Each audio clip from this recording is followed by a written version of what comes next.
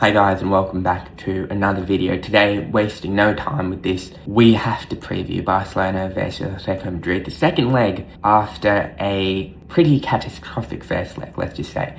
Look, after we lost by 4-0, right, and then went and lost to Girona, I feared the worst. I feared that this could be the moment we have our entire season derailed. Madrid were top of the league. You know, Barcelona were looking as grim as possible, almost dead and buried. But something about this side, you know, and that's why I just love Flick and Flick ball so much. There's an underlying chemistry, a brotherhood, a harmony that even in the worst of situations, they somehow pick themselves back up and come and produce some very impressive performances. You know, the mood first of all is all smiles. It's very uplifting just to watch training videos and hear these people speak in press conferences. But then, you know, the Levante game was what it was. You know, at home we should have won that game, and we did very easily. But then having to face Villarreal, which I thought was a great test. Villarreal are the third best side in Spain this season. They've been lights out good domestically, and they have all the foundations. A Marcelino side, a very good block, aggression, technicality in possession. They had all the makings to hurt us, and I think the Atletico Madrid game could be quite similar in ways. And we went out there, and while it wasn't perfect, we came away with the result where we scored 4 goals, which is what we need to do. We got a Lamine Yamal hat-trick, and we got Pedri coming in and pulling the strings. This was with the makeshift midfield. And Pedri comes in and looks lights out good. So I think a performance like that, more than the result, it's the makings of how you set yourself up. Lamine Yamal's looking great in full confidence, trusting his body again. He spoke about how he's enjoying his football again in the post game. And then you have Pedri again, who just looks sensational. No matter how many injuries this bloke picks up, he just comes back in and plays like the best midfielder in the world, which he is. So that was a perfect setup for the Atletico Madrid game. And, you know, the question isn't whether I believe we can come back, because I do believe we can come back, but it's also about making it as close as possible, making it as interesting as possible. For me, a successful game for Barcelona wouldn't necessarily mean coming back and pulling off the impossible, but it would mean making it a game, you know, sitting there at some point during the 90 minutes and thinking, they couldn't actually pull this off, could they? You know, that element of uncertainty, which people already have. You know, most sides coming back or being asked to come back from a 4-goal first nil deficit would be dead and buried. You know, no one would even care about this game. But if you listen to pundits, to commentators, to people within the Spanish footballing community, nobody's treating this game as a foregone conclusion, and that's just a testament to Flickball. If you look at our home record already, we've played 14 games this season at home. I think it's either 13 or 14. We've won all of them. We've scored 41 goals, over 3 goals a game, and only conceded 6. So we have the best home record, I think, in Europe this season. And then you look at Atletico Madrid, away from home in La Liga, they've only won 4 out of 13 games. So on the face of it, it should be interesting. And again, remember, people sometimes, I think, still think about Diego Simeone and Atletico as this rock-solid defensive side who impossible to penetrate. And that's not been true for a good few years now. This isn't the prime Atletico Madrid with the likes of Diego Godin and Juan Fran and Felipe Luis. Pretty much impossible to break down. And Jan Oblak at the time was one of the best goalkeepers in the world and potentially of all time. This is a very different side. This is a side who do concede goals. This season itself, they've conceded 4 goals to Arsenal. They've conceded 3 goals to Club Brugge, and they've conceded 3 goals to Rayo.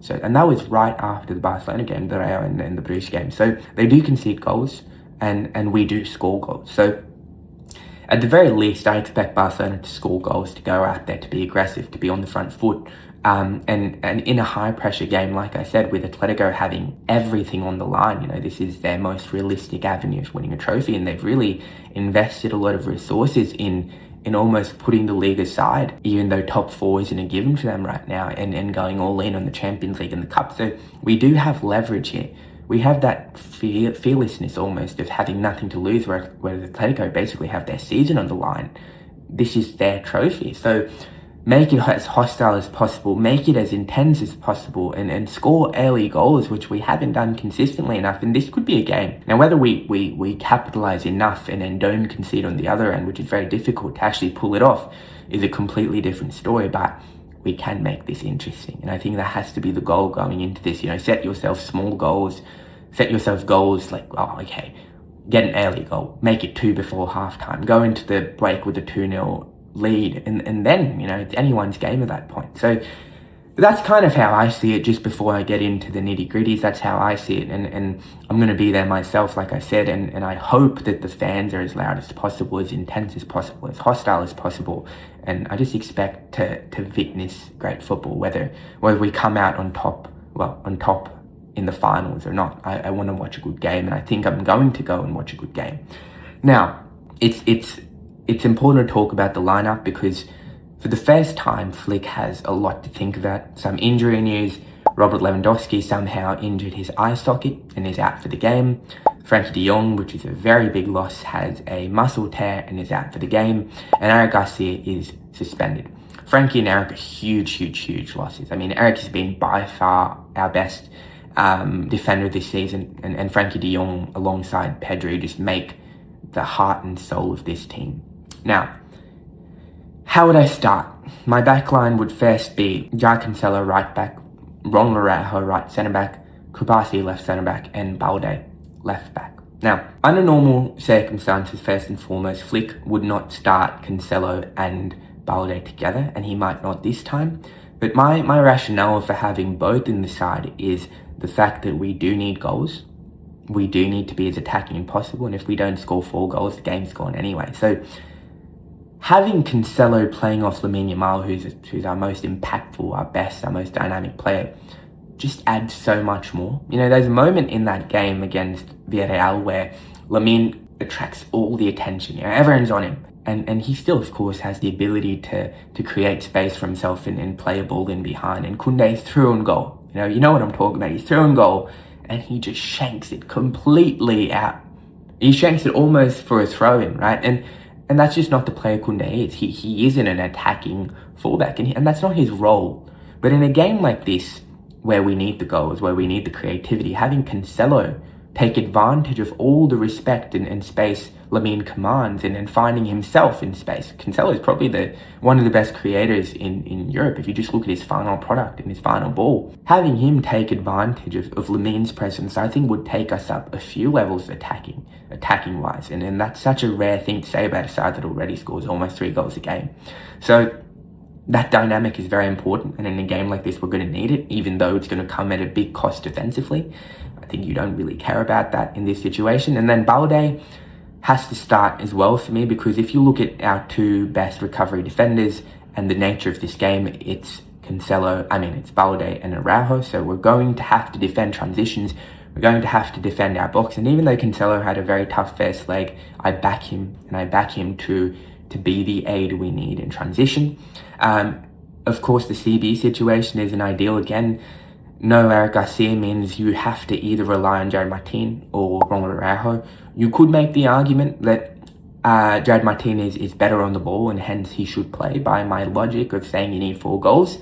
But you also need to make sure you don't concede. Because if you concede 1 goal, the dynamic is completely different and makes it so much more difficult. And need I remind you, we're going to be facing a certain Solot, who is a monster, who always scores against us, who's extremely tall, extremely physical, and a defender who frequently does well against him is Araujo. Araujo's pace, power, physicality, and aerial defending in both boxes, both in our own box and also in attacking situations, in corners, in set pieces, could be game-changing. And this is also a big opportunity for Araujo. I mean, he's had a very difficult time, very complicated time with mental health issues, which I think is very important to bring up. Footballers aren't robots. They have off days, and we have to be sympathetic to their needs. I think Araujo has been absolutely battered by the fan base, myself included, and I don't take pride in saying that, but I'd like to make it up to him by now supporting him, and hopefully he goes out there and proves his doubters wrong within the fan base. I think a game like this could be so important because it sets up his foundation for the entire season. He's also going to be so important if he can contribute against Atletico for the Newcastle game, because we have very similar issues there with height and pace and power and runs in behind. So I hope Araujo starts, and I hope he's our best player. Maybe not, because we need Lamine to be our best player, but I hope he's our best defender. And that would be my back line. The midfield for me is very straightforward. It has to be Pedri and Bernal. Bernal again has been growing into the season. He's played really well since the turn of the year, and against Villarreal, which was a very tough test, with Dani Olmo alongside him, he came and he did really well in the first phase. And that's important, because this is a game where we have to dominate the final third. We have to dominate the half spaces, and we have to get Pedri as involved in situations and circumstances that matter. And to do that, we need someone to actually control and dominate the build-up. Because if Pedri's so occupied in the first phase and he's receiving the ball deep, we lose such an important asset going forward. You think about Spain, and people always wonder why Luis de la Fuente, for example, plays Pedri in or used to play Pedri in such an advanced situation. And he used to always say, well, Pedri is one of the most high impact players in Europe. He doesn't need to have 100, 120 touches to impact the game. I want him in the final third because that's where he could really turn the game for us. And while I don't agree completely, because I think Pedri is so good, you want him on the ball, you want him chasing the ball, and you want him as involved and active as possible, it is true that Pedri's dynamism and attacking prowess is sometimes an overlooked aspect of his game, just because he's asked to do so much and so many different things. But in a game like this, we saw against Villarreal how impactful Pedri can be in the half spaces, producing those final balls of magic. I mean, one beautiful assist, and the fourth goal was pretty much all in him as well.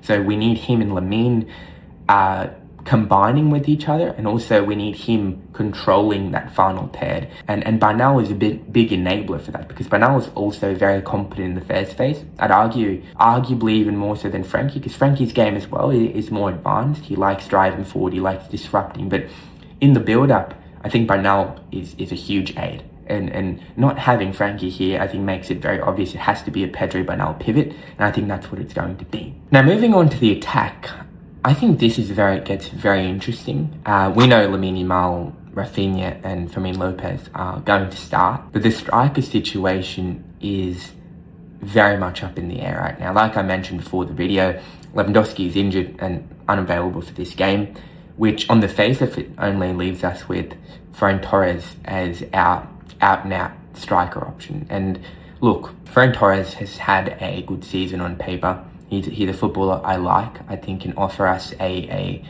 different dynamism, a threat in behind, mobility. But two things. One is he has been in horrific form. Like, if you look at his game since the turn of the year, going back to January, to the start of January, he's played really poorly. And in a game like this, where you have to be clinical, you have to take your chances, and you have to keep the momentum going, I think having Ferran Torres in this form could ruin the dynamic. Secondly, Atletico are going to sit back.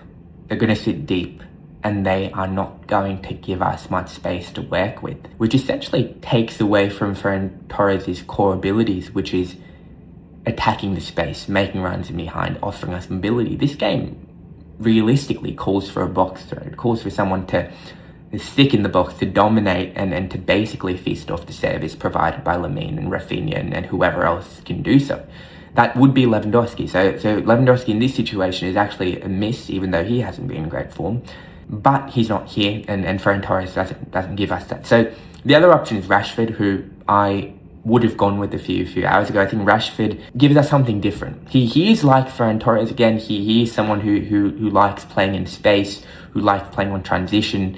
But I think the difference between Rashford and Ferran Torres in this form is that Rashford can produce moments of magic that Ferran can't. Rashford is a game changer in ways that Ferran isn't, right? So Rashford has the ball striking. Think of that Newcastle game. Think of the game where we created nothing in a very intense game state. He comes out and produces two magical goals, right? And that's the player he is. He can unleash a shot from who knows where and end up with a goal. And suddenly the game breaks open. So Ferran doesn't have that. And that's a huge advantage for Rashford. The other thing is his set pieces. Both corners and free kicks are probably the best in the squad right now. You see his corners and how much more threatening we are when he's on the pitch and he's behind those corners. And you look at his free kick from range, from distance, it really does add something different. And in games like these, you do need all your game changers on the pitch. And that's my case for Rashford. Not ideal through the middle, but more of a game changer than Ferran Torres. The other option is something that I hadn't considered until a few hours ago, and which is why I put that asterisk on Rashford, is Dani Olmo. A few hours ago, Mundo Deportivo, which of course is the premier FC Barcelona newspaper, released a report. I don't know the credibility of this yet, but they released a report saying that Flick was thinking about starting Olmo at false 9. Now, I got thinking about this, and it does make sense. Olmo has qualities we need. So when you don't have a box threat, and when a side is sitting deep, you almost flip it. What do? What do you attack? You attack the half spaces. And Dani Olmo is one of our best players in the half spaces alongside Pedri. And that's also why Pedri and Olmo play so well together. And if you go back and watch some of Barcelona's best games, some of our most fluid games under Flick, it's when Olmo and Pedri are working off each other, interchanging, and it just creates a very special, fluid dynamic. And I think having Rafinha and Firmino as your sort of runners in behind with the intensity and the pressing prowess off the ball gives us a very good dynamic to then lay back with Olmo, with Pedri, with Lamine, and even with Cancelo in those half spaces. And I think the fluidity and the ability to interchange between those four, with Olmo and Rafinha being able to interchange, with Firmino being able to both come deep and go on behind, with Lamine also being able to come inside because Flick really likes to use his 10 in the right half spaces.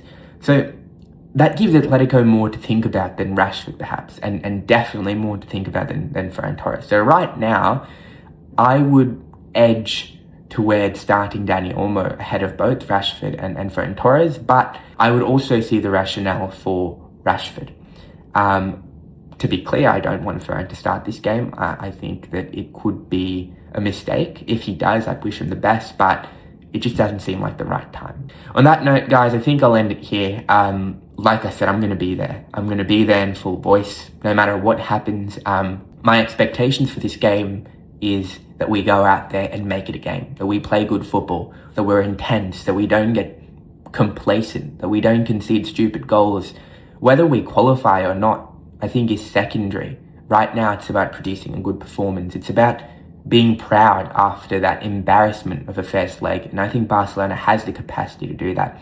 And with Lamine Yamal at his best now, with Pedri back, with Rafinha, big game Rafinha, who always shows up, and with Firmino in the form that he is in, I think we have a chance to at least make this a game where you sit back at one point. I don't know when that would be. You sit back and say, hold on, is this a game? And that's what I want to see. I'm going to be there, like I said. If you're there too, guys, you see me, please do come. We have a chat. I would love to do so.